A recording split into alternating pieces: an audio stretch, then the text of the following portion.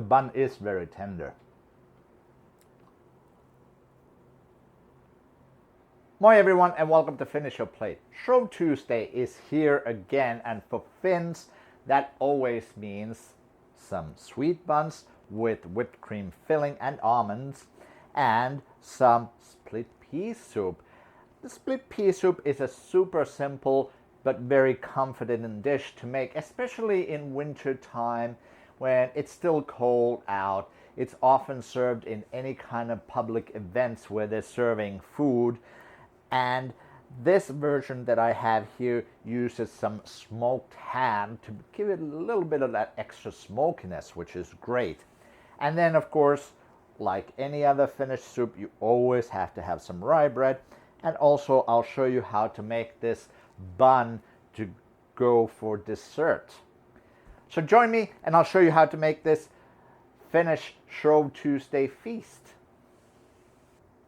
First, we'll make a tangzhong, which is basically when you take some flour, some water, milk, and you heat it up to make like kind of like a paste. That's going to be your base for the dough. So I have here 100 grams of water, 100 grams of whole milk, equal amounts, and then 35 grams of bread flour. I'm just going to put my water and my flour in the pan over here. We're going to mix it just to make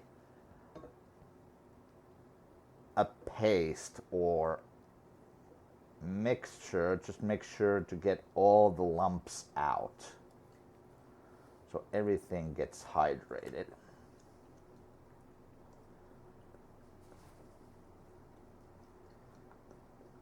So tangzhong specifically was developed to make Japanese milk bread, which is going to work very well when it comes to pulla. I believe that the reason why you would use tangzhong method is to get more tender bread that also stays more moist over several days. I think there's some science to it how this tangzhong actually keeps the dough moist and soft over several days. I think the method kind of traps the moisture with the starch granules, something like that. I'm not exactly sure. If you do know, leave a comment. Okay, so now pretty much all the flour has been mixed in and there's no lumps. So I'm going to turn on the heat at medium. And I'm going to mix in my milk. And now we're just going to keep heating this and mixing it at the same time until it becomes like sort of like glue kind of paste. Just make sure to mix it all around the bottom so that it doesn't scorch.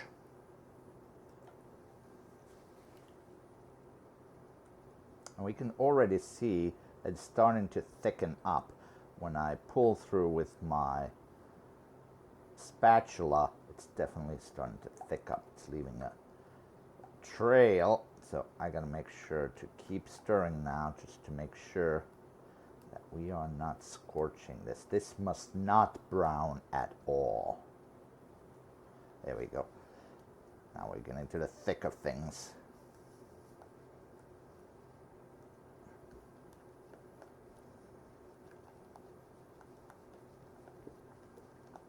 And now all the liquid has been incorporated and we have this thick paste. I'm going to turn off the heat.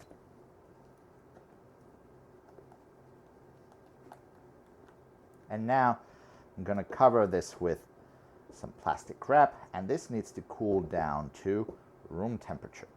I'm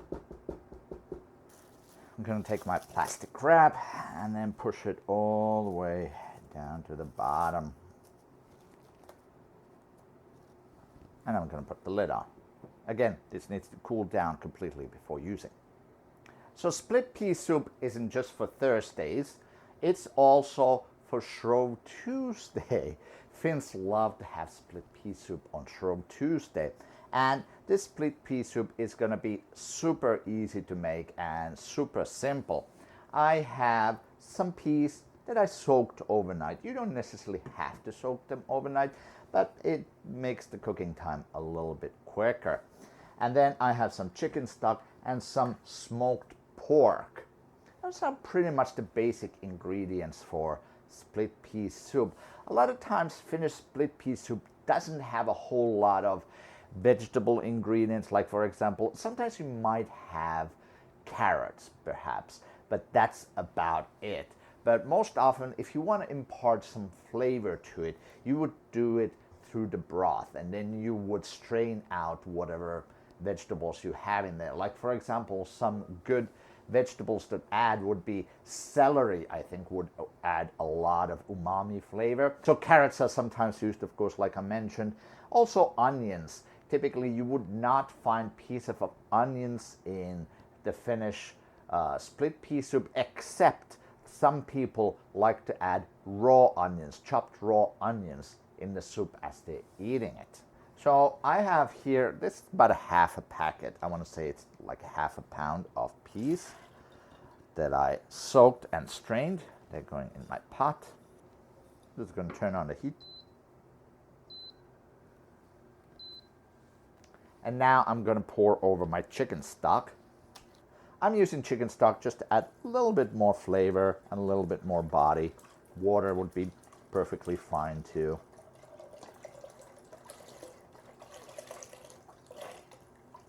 And now let's take some of this pork, smoked pork, and let's add pieces into the soup. A common tradition for Shrove Tuesday is to use the leftover Christmas ham that you've stored in the freezer, but I kind of like the smokiness of smoked pork in split pea soup, so that is definitely my favorite method of making split pea soup. I'm just gonna cut this into chunks, cubes. This is probably gonna need some salt too, but since I'm using the pork, which might have a lot of salt, I'm not gonna salt it quite yet. I'm gonna wait until the very end to salt it. A lot of times you can find great smoked pork in Eastern European stores, maybe some German stores too. But if you have in your area, if you have, for example, Polish stores, they would definitely have nice smoked pork. And all that needs to happen now is this needs to simmer for a couple hours to several hours.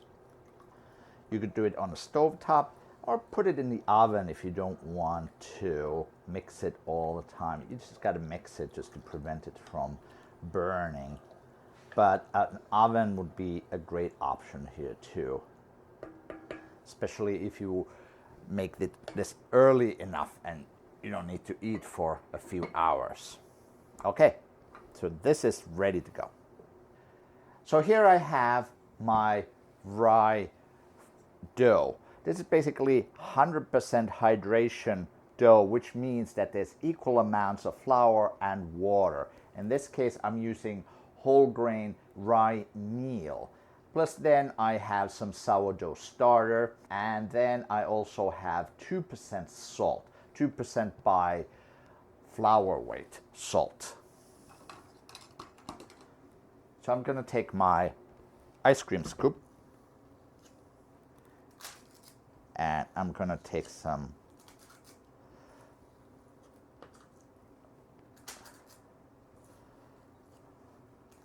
balls of dough.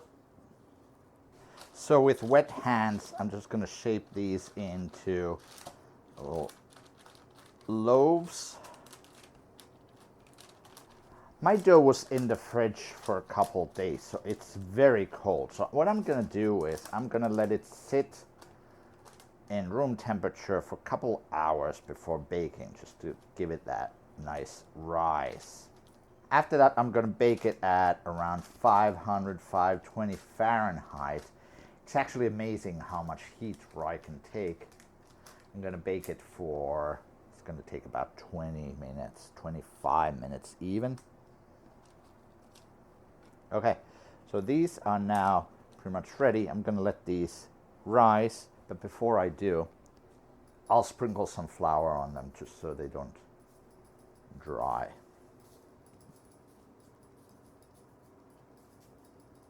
There we go. So here I have the rest of the ingredients. 2 deciliters of milk that I warmed up just a little bit warmer than body temperature. I have 125 mils, 1 deciliter and a quarter of sugar, white sugar, 600 grams of bread flour, 100 grams of butter that's been sitting out. It's getting to about room temperature. I have 11 grams of instant yeast. I'm going to need 1.5 eggs, so I'll show you what to do with that. And then, of course, I have about a tablespoon and a half of cardamom. Finns love this kind of cardamom with big pieces, maybe cracked a little. I'm just going to crack these quickly with the mortar and pestle. But also, what you can use is this finely ground cardamom. The downside to this is, though, that it will not keep as long, and Finns really love the crunch of the pieces of cardamom that give you that boost of cardamom flavor. So first what I'm going to do is I'm going to pour in my milk, and then a little bit of the sugar, and my yeast. Mix it up, whisk it up. And meanwhile, I'm just going to quickly crack my cardamom.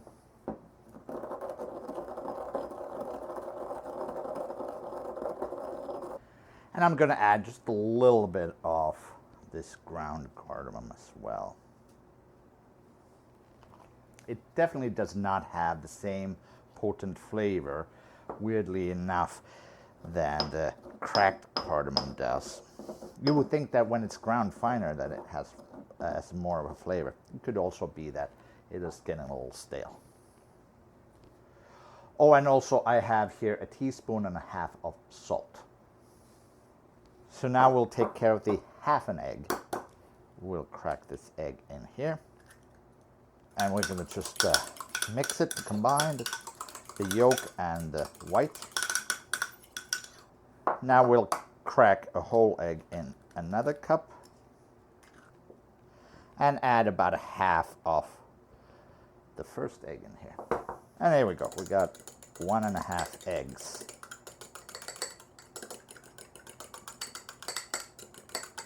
Now that the yeast has started to bubble up, so we're going to add the rest of the ingredients, the rest of the sugar.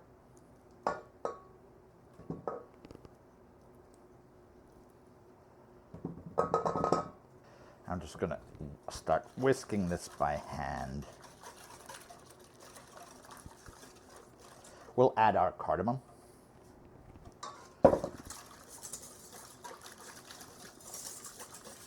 And the eggs.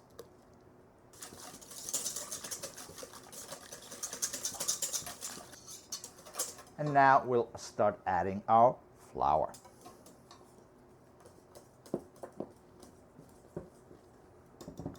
And the salt. We'll keep whisking this until it's too difficult to whisk.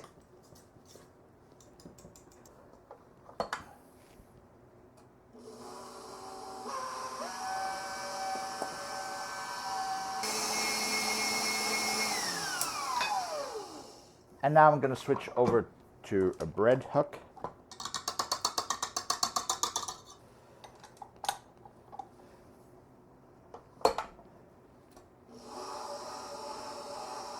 And I'm going to keep adding my flour.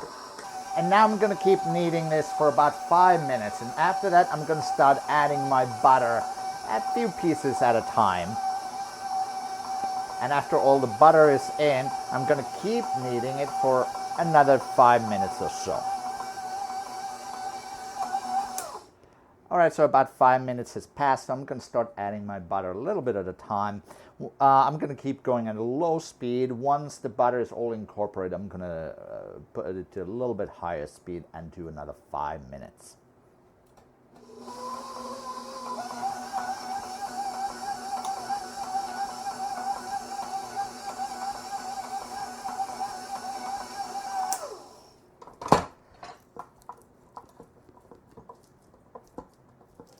Just scraping around the edges, make sure everything gets incorporated, because sometimes the butter seems to stick on the sides a little.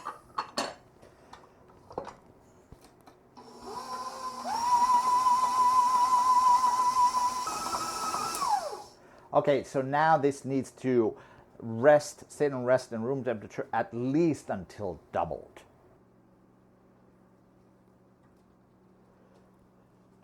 Okay, while my buns are rising over here, I'm going to make a whipped cream. So I'm going to take about a cup of heavy cream, 2 deciliters. And I'm going to add 2 tablespoons of sugar. Just a little vanilla, about a teaspoon. And here's the secret ingredient. I'm going to add some powdered milk in here. So that's going to stabilize the whipped cream and make it thicker so that it doesn't start weeping.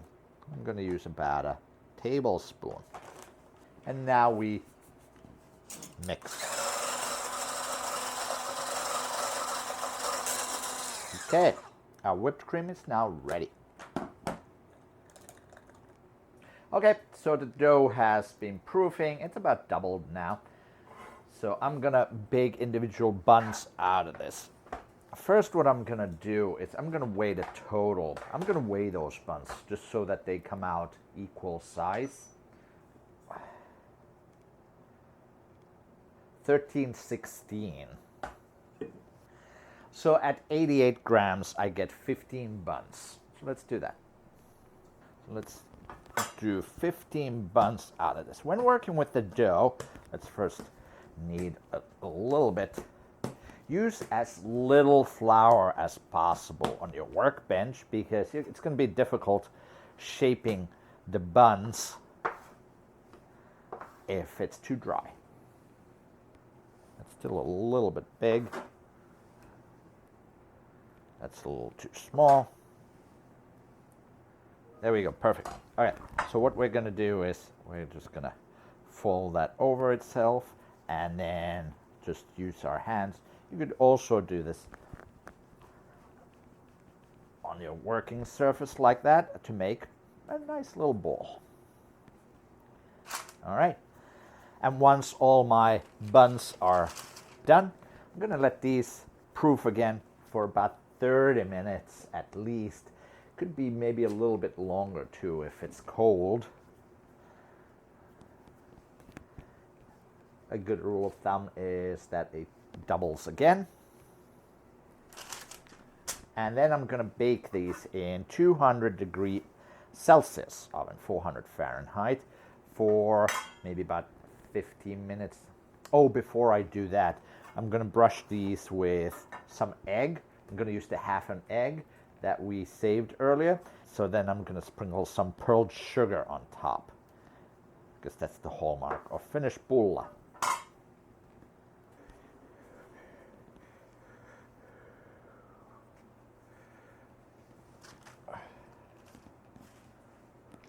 Okay, so the buns have now been rising for maybe about 30-45 minutes. I'm just going to brush these with some egg wash for color.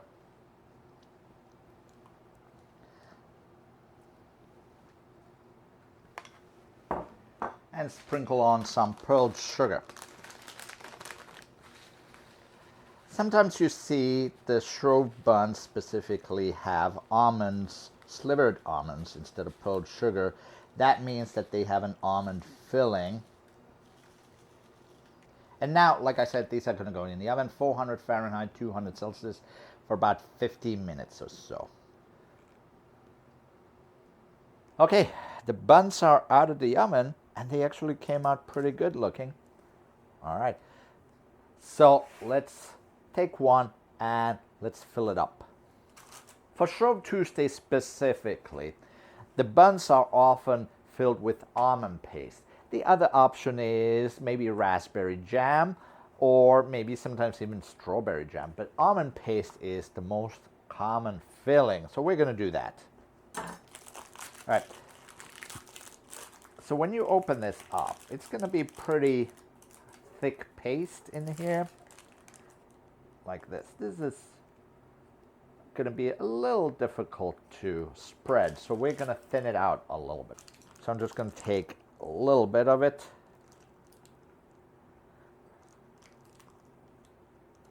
like that, and it's going to be a lot simpler to thin out if you warm it up in the microwave for just a few seconds, 5-10 seconds.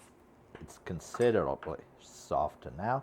Now we'll add just a little bit, a tablespoon, maybe not even half a tablespoon of heavy cream into the paste, and we're gonna mix it until it's all incorporated. The almond paste is now ready. Now we'll take one of these buns and cut it open. There's a couple different ways I've seen it being cut open. But if you do it in half like I just did, I kind of like to scoop out a little bit of the filling, kind of like to make a little indentation, a little well for the filling. You could of course leave it all in too if you want. Now the filling goes in. Our almond paste.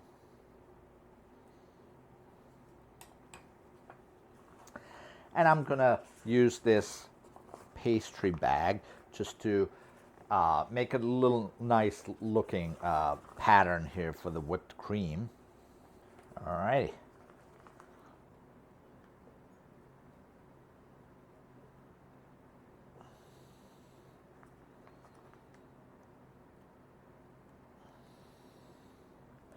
And not to forget the center.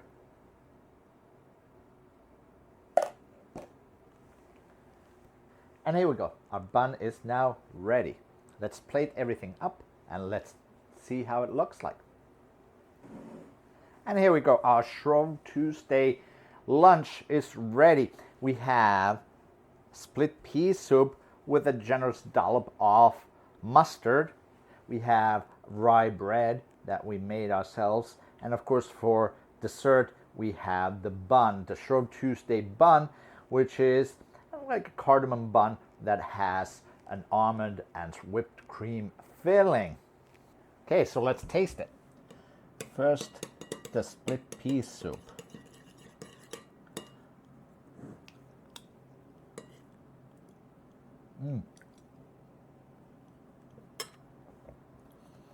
Very simple, but so tasty.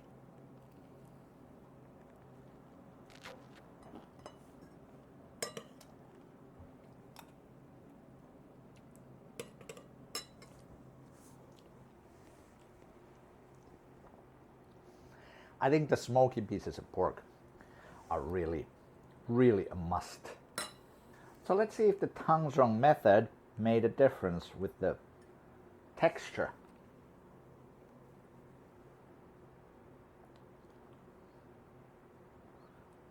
The bun is very tender.